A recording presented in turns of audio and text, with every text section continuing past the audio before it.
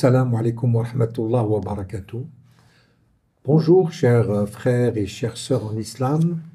La semaine dernière, avec les imams de la Grande Mosquée de Paris, on a eu le plaisir et l'honneur d'évoquer avec vous la période la plus importante de Shahr Dhul Hijjah, c'est-à-dire ces 10 jours importants où nous vivons notre spiritualité, où il va y avoir des moments importants avant le vendredi qui a été la consécration du jour de l'Aïd. On a parlé de Waqf Arafat et de tout, je dirais, les moments, les actions les plus importantes de ce pèlerinage. Aujourd'hui, avec Cheikh Khaled Al-Arbi, Cheikh Rachid Ben Cheikh et Cheikh Ahmed Moussa, nous allons vous proposer d'aborder l'après-pèlerinage.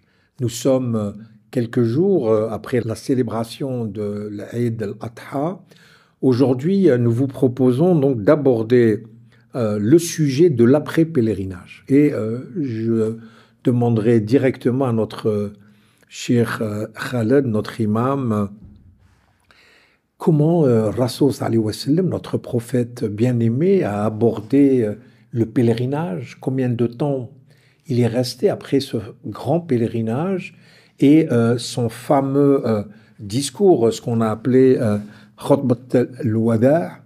Comment vous pourriez expliquer à nos chers frères et sœurs en islam cette histoire passionnante de notre prophète bien-aimé? Bismillah wa salatu salam ala Rasulillahi sallallahu alayhi wa sallam. Merci pour cette invitation, cher lecteur, et à nos sages, nos imams, Cheikh Rachid et Cheikh Moussa. Que dire du pèlerinage du bien-aimé Mohammed alayhi salatu salam? C'est un testament spirituel, social. C'est une consécration d'un travail qui a été effectué du bien-aimé sallallahu alayhi wa sallam sur tant d'années de labeur, de patience et de prêcher la parole de l'unicité d'Allah Azza wa Jalla, à savoir le pèlerinage d'adieu, ce qu'on appelle communément. Il a été effectué à la 10e année de l'Hégire, en 632, si ma mémoire est bonne. Et il y avait 120 000, presque 120 000 compagnons avec le prophète alayhi salam. 120 000 compagnons. Parce qu'on dit compagnons, c'est les personnes qui ont vécu, qui ont vu et parlé avec le prophète sallam. Mais donc, si on revient juste au début de la da'wa, quand ils étaient à la Mecque, Bayt al-Arqam, ils ne dépassaient pas 70. Enfin, il a commencé avec 70 compagnons. 62. Ah là, il y a des narrations. Merci, une narration qui dit 70, 62. Quand ils sont partis à Médine, ils ne dépassaient pas 80.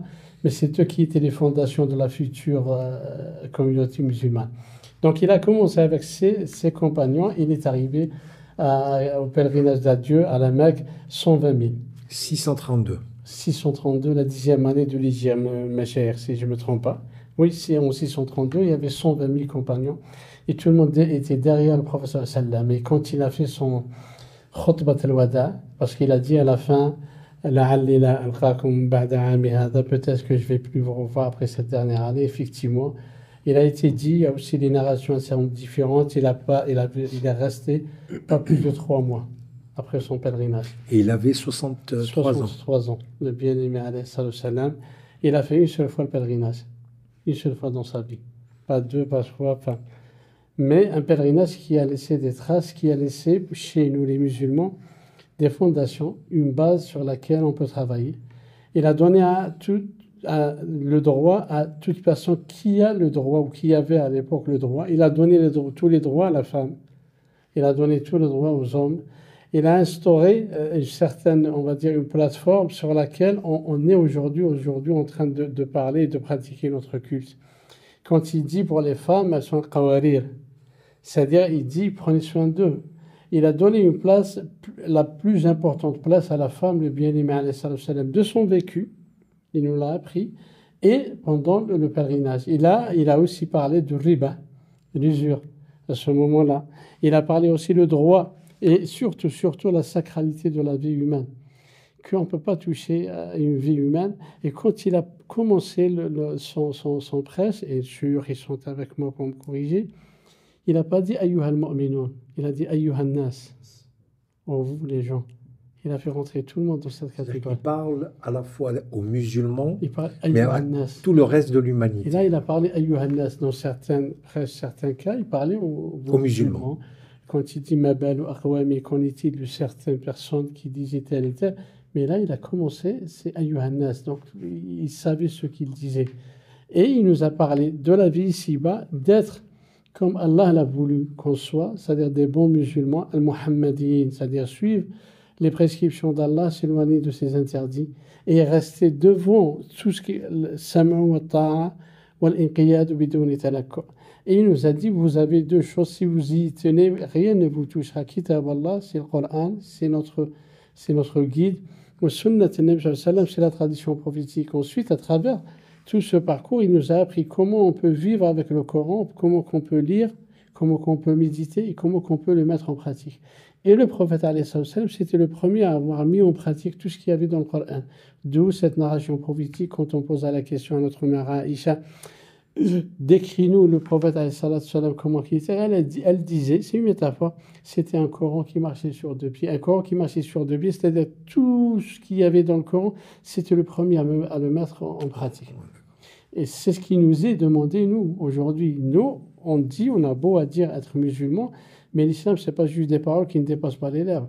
L'islam, c'est juste un mode de vie. Le hajj, quand on voit, vous avez été, mes chers aussi, c'est pas la même chose. C'est pas le même côté spirituel dont il va parler notre cheikh Moussa. Le hajj, ça a changé parce que le hajj en soi, c'est vraiment la réalisation dans le quotidien, sur la vie de tous les jours. Comment je dois adorer Allah Azza wa Jalla, comment je dois prendre soin de moi et comment je dois prendre soin de ma foi qui me relie automatiquement à Allah. Et c'est ce qu'il a fait le prophète sallallahu alayhi wa sallam. Il a parlé des femmes, il a parlé de la sacralité de la vie humaine, chose qui n'est pas aujourd'hui. On tue pour une cigarette, on peut tuer une personne, alors qu'il nous dit elle est inviolable, la vie, elle est plus sacrée auprès d'Allah et plus importante que la Kaaba. Et la Kaaba, c'est notre destination, chacun de nous, ne serait-ce qu'une seule fois dans la vie. Il nous a parlé de la femme, c'est-à-dire, certes, celui qui prendra soin d'une femme, c'est vraiment c'est un bon homme. Et quand il dit c'est lui, il nous a donné l'exemple comment il était avec ses femmes.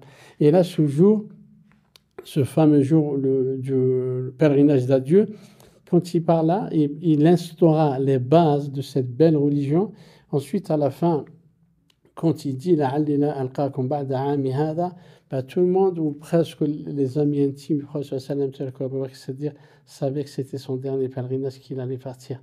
Et là, si vous voulez qu'on parle du dernier jour de la vie du prophète, on le fera une autre fois, du matin, quand il se levait, jusqu'à ce qu'il a posé sa tête sur les girons de notre mère Aïcha, et il a dit Très bien, merci beaucoup, Cheikh Khaled, de cette histoire, moi qui m'émeut beaucoup, et je pense que ça touche tous les musulmans et les musulmanes, parce que nous avons un attachement particulier à notre prophète Mohammed sallallahu alayhi wa sallam. Nous essayons tous, comme nous sommes, du matin jusqu'au coucher du soleil, de faire de notre mieux pour nous rapprocher à la fois donc, des préceptes coraniques et de voir en ce modèle qui n'était pas, je dirais, un homme exceptionnel, mais c'était le meilleur parmi nous. Et ça, c'est pour nous très important. Cheikh Rachid, nous venons de terminer donc l'Aïd al-Adha. Nous avons fait notre pèlerinage. Aujourd'hui, moi, je rentre du pèlerinage. Comment je considère que mon pèlerinage a été accepté? Est-ce qu'il y a des questions, des choses, des signes qui peuvent me permettre de dire Alhamdulillah, ya Rabbil Alamin, j'ai réussi mon pèlerinage? Bismillah, alhamdulillah, salatu wassalamu ala rasulillah. Tout d'abord, je vous remercie infiniment pour cette invitation. En fait, si vous me permettez, je vais rajouter juste deux mots concernant le sujet de Cheikh Khaled, Inch'Allah. Bien sûr, Inch'Allah. النبي عليه الصلاة والسلام كان يقول في نهاية كل فقرة كان يقول ألا هل بلغت اللهم فاشهد. Il commence par اسمعوا وعوا لعلي لا ألقاكم بعد عامي هذا. Et la phrase dont il parle, notre cher, En fait, ce que j'ai transmis. سبحان C'est الله. ça. Et il a transmis. Et nous, aujourd'hui, moi, حملنا مسؤولية عظيمة notre جدا. cher Moussa, monsieur le recteur, Oui. on atteste devant Allah, نشهد بأنه بلغ. نعم. On atteste qu'il nous a transmis. le علاه message. بلغت نعم. tout le monde. نعم. devant النبي عليه الصلاة والسلام اللهم فاشهد. نشهد.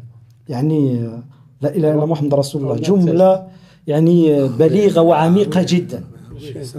En fait, concernant les signes d'acceptation d'adoration en général والحج على سبيل الخصوص بين أهل العلم بعض علامات قبول العمل.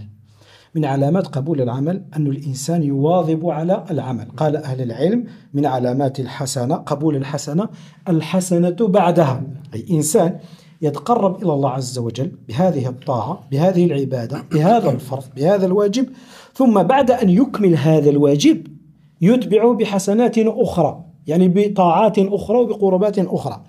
السيدة عائشة رضي الله عنها أمنا عائشة رضي الله عنها سألت النبي عليه الصلاة والسلام في معنى قوله تعالى والذين يؤتون ما آتوا وقلوبهم وجلة أنهم إلى ربهم راجعون. قالت يا رسول الله هل هم الذين يسرقون ويزنون؟ يعني c'est des gens qui font des péchés. النبي عليه الصلاة والسلام قال لا يا ابنة الصديق، هم قوم يصلون ويصومون ويزكون ولكن يخافون أن لا يقبل منهم.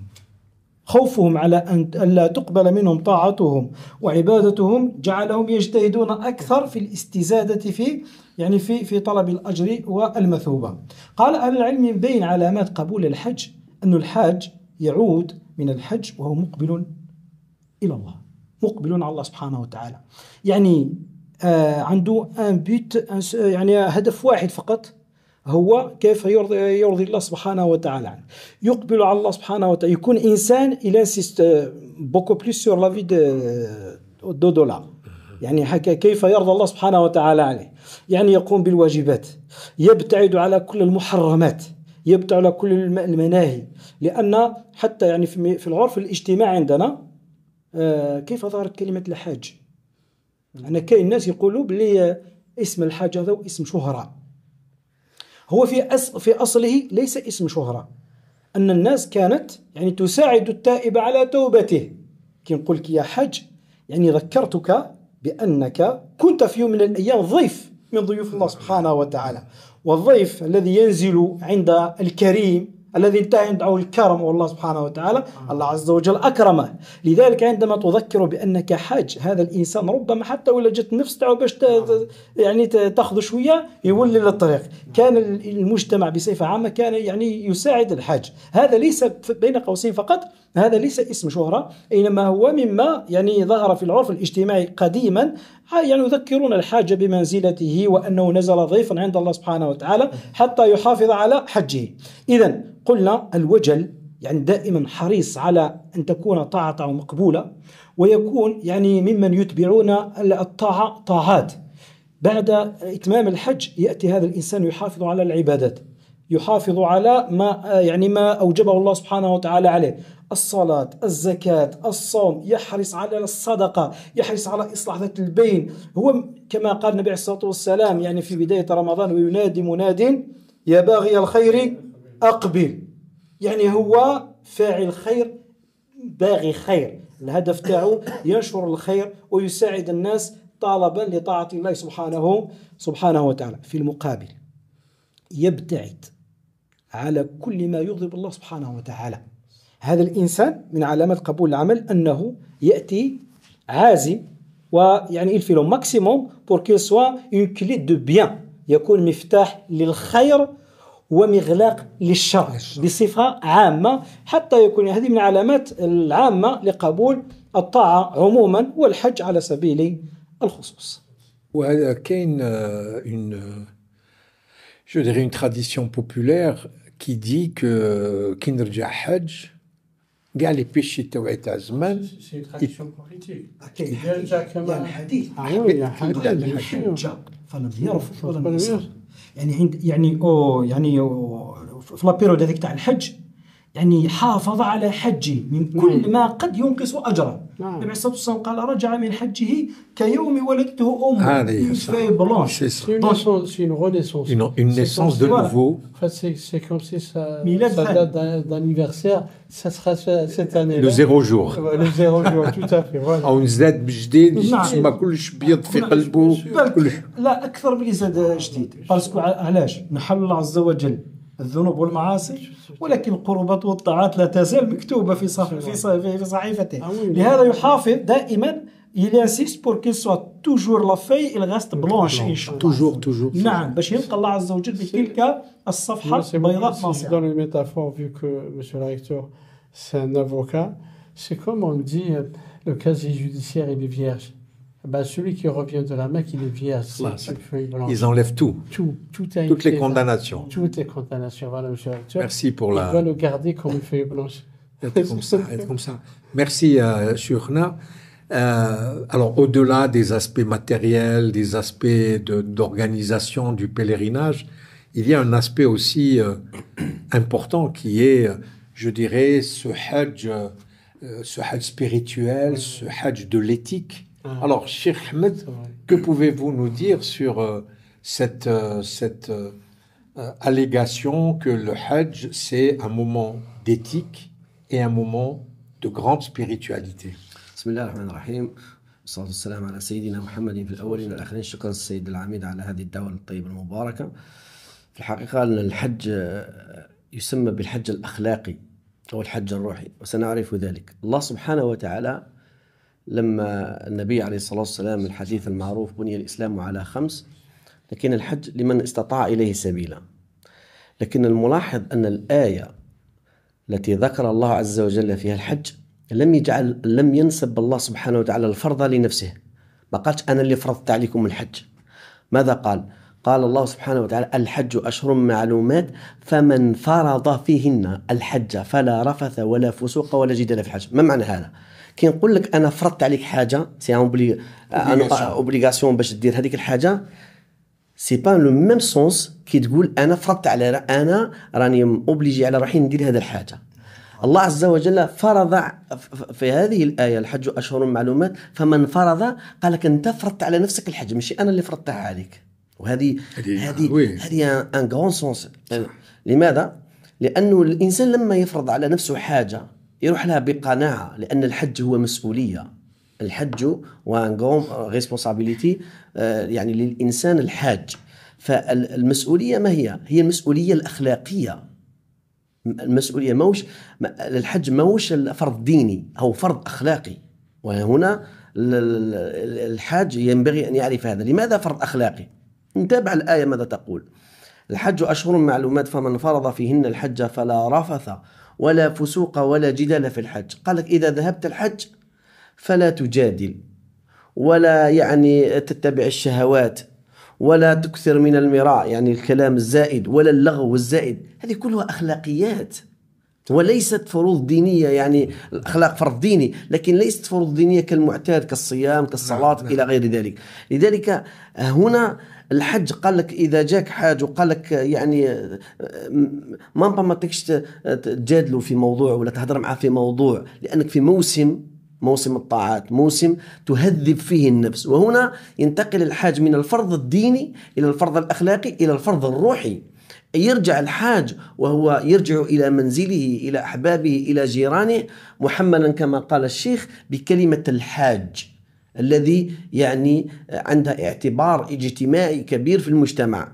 يعني الحاج عنده مسؤولية روحية أمام جيرانه. لا مش مشكلة الأخلاق مشكلة يعني أنك اللي بيشي فقط ربما لا، مش المسؤولية أنك تعاود ترجع الاستوار قصة الحج، تعاود ترجعها. كيف ذلك؟ ماذا تعلمت في الحج؟ اليوم الحمد لله السعودية اليوم في الحج 3 ملايين حاج، يعني السنة يعني رقم خيالي. 3 ملايين حاج، 3 ملايين حاج بكل مختلف يعني 172 بي 172 جنسية تلتقي في هذا المكان، تأكل تشرب، لغات مختلفة، عادات مختلفة، عقائد، حتى عقائد وثقافات مختلفة. هذه العقائد وهذه الثقافات وهذه التقاليد التراديسيون تلتقي في مكان واحد، ونجتمع كلنا سواسية، الغني والفقير يلبس سواسية، كلهم يحلقون، حتى بعض الناس كانت عنده شعره يعني صارف عليه الملايين والآلاف، لميل يروح يقصه، يروح كيفاش يعني. فكل هذا لما يرجع الحاج وقد تعلم وشاف ونظر وتعاشر يعني، فيرجع الحاج بمسؤولية روحية ومسؤولية أخلاقية، ينادي له يا الحاج يا الحاج، يذكره بالآخرة، يذكره. Si vous permettez, cher monsieur Arrêteur, il y a une autre signification. Bon, nous, on ne l'a plus maintenant, mais à l'époque, pourquoi on dit le Hajj? Parce que le Hajj, quand il revenait du pèlerinage, il va faire le Isha. Le Isha, c'était quoi à l'époque? En fait, par exemple, avant de partir, Cheikh Moussa, il va lui demander une question. Tu poses cette question sur l'héritage. Oui, parce que là, Cheikh Khaled, il faut rappeler à nos téléspectateurs qu'il n'y a pas de téléphone portable, qu'il n'y a pas Internet, qu'il n'y a absolument rien, absolument. Déjà, Cheikh Moussa, il a fait ce trajet-là, il a fait en voiture et à pied, il a fait ce trajet, pourtant il est jeune. Et donc, quand il va revenir, le Hajj, il va... Maintenant, quand il arrive, le Hajj, qu'est-ce qu'il fait? Il a tous les avis religieux, ce qu'on appelle aujourd'hui. Non, mais les questions qu'il va poser, etc. Les questions, Cheikh Moussa, il va lui dire, demande-lui pour l'héritage. Cheikh Rachid, demande-lui pour la prière. Donc Cheikh Moussa est parti au pèlerinage. Donc Cheikh Rachid va lui dire, puisque la Karayah, s'il te plaît, tu poses cette question. Et vous, tu poses la question, ou je lui pose la question. Donc Raoumcha, ou al-Hag. Il est revenu chez lui. Donc il va faire le Hajj. Mais quand il va faire le Hajj, on est assis avec lui. On est assis. Le Hajj, il est au plus gros statut. Donc vous allez lui dire, Al-Hajj Moussa, concernant ma question, il va dire, Cheikh, il a dit. Donc il va ramener la fatwa. Cheikh Rachid la fatwa, et là il a toute une plateforme de connaissances religieuses qui lui donne cette notoriété de l'Hajj. Donc Anna, sur la base de la réponse que va me donner Cheikh Moussa, je pourrais parler de cette question, par exemple on a abordé l'héritage ou quoi que ce soit, je dirais Cheikh Moussa qui a hidir l'Hajj ntaou. Et votre narration, elle est voilà la question qu'il a posée, هايلك الفتوى اللي داروا له على la question que j'ai posée. Et la chaîne, quand on dit donc il y a une chaîne de transmission. Chaîne de transmission dans le hadith, sanad muttasil. Donc vous allez dire, Cheikh Moussa, il a ramené la réponse de Cheikh Flan en Arabie Saoudite. Donc la chaîne de transmission, elle est correcte. En fait, donc le repas que organise Cheikh Moussa, en fait, c'est une séance de travail. Si on peut parler aujourd'hui. C'est un cours, c'est une assise religieuse. Parce que quand il va venir, il va leur parler de tout son séjour au Hajj. Ce qu'il a fait à Mina, ce qu'il a fait à Arabe, et tout ça, c'est religieux, c'est des cours, c'est des assises que nous, on enseigne à nos étudiants d'un semestre. هنا برك نضيف في الحج الأسئلة الاستوار كامل تاع الحاج يعاود يرجعوا للناس، يقول لهم راني تلاقيت من واحد من الهند، واحد من باكستان، واحد من فرنسا، واحد من ألمانيا، وكيفاش كان ياكل وكيفاش كنا نهضروا. هادو لي زيستوار هادو عندهم معنى روحي في الإنسان، أنه شاف خرج البيئة تاعو وشاف طبائع الناس وتغير، يرجع متغير لأنه تعاشر مع ناس وعرف باللي أن في قوله سبحانه وتعالى يا أيها الناس إن خلقناكم من ذكر وأنثى وجعلناكم شعوبا وقبائل لتعارفوا. هذه الفائدة الأخرى. وكان كما قال الحاج، قال كان ينادي النبي صلى الله عليه وسلم أيها الناس في خطبة الوداع، كان ينادي أيها الناس، يعني هذا الناس هنا يعني وأذن في الناس بالحج. لأن لماذا الناس ربما يأتون يعني مختلفين الخلفيات. نعم. Il y a aussi la fraternité humaine, parce que quand vous allez au pèlerinage, un Algérien avec un Tunisien, avec un Malaisien, et on va manger ensemble, on va savoir, lui, il mange quoi. Nous, on va manger tagine, lui, il mange avec les pincettes.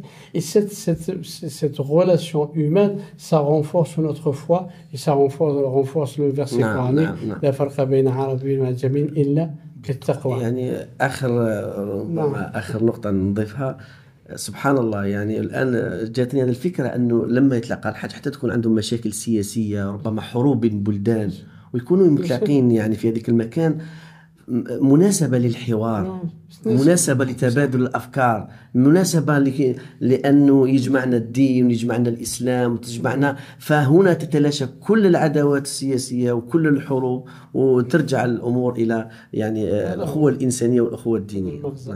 Eh ben, merci beaucoup pour toutes ces explications. Moi, je trouve ça passionnant. J'espère que nos frères et sœurs en islam qui nous regardent sont intéressés. Donc, je leur propose à la fois de s'abonner, éventuellement de nous poser les questions sur ces thématiques. Et je vous souhaite donc une bonne semaine. Inch'Allah, et à la semaine prochaine. Wassalamu alaikum wa rahmatullahi wa barakatuh.